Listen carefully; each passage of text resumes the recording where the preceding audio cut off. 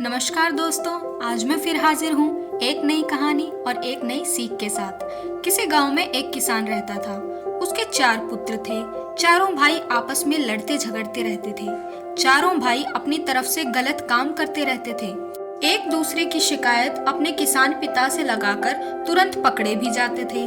किसान अपने चारों पुत्रों की इन गतिविधियों से बहुत दुखी था। उसको चिंता सताने लगी, जिसके कारण वह बीमार हो गया। अब किसान अपनी अंतिम सांसें गिन रहा था।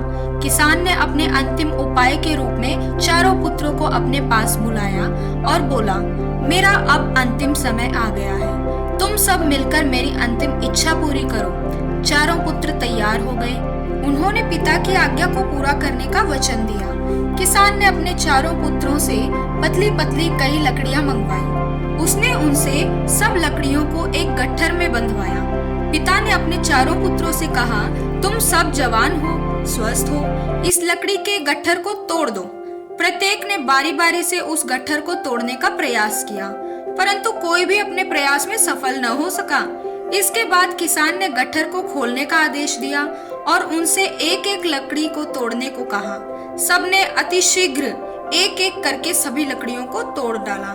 किसान ने कहा, पुत्रों, जिस प्रकार तुम पतली लकड़ियों के गट्ठर को नहीं तोड़ सके, परंतु एक एक करके तुमने सारी लकड़ियां तोड़ डाली, ठीक उसी प्रकार यदि तुम अलग अलग रहोगे तो कोई भी तुम्हारा अहित कर सकता है, परंतु यदि तुम लकड़ियों के गट्ठर की तरह मिलकर रहोगे तो तुम्हारा कोई कुछ भी नहीं बिगाड़ सकेगा।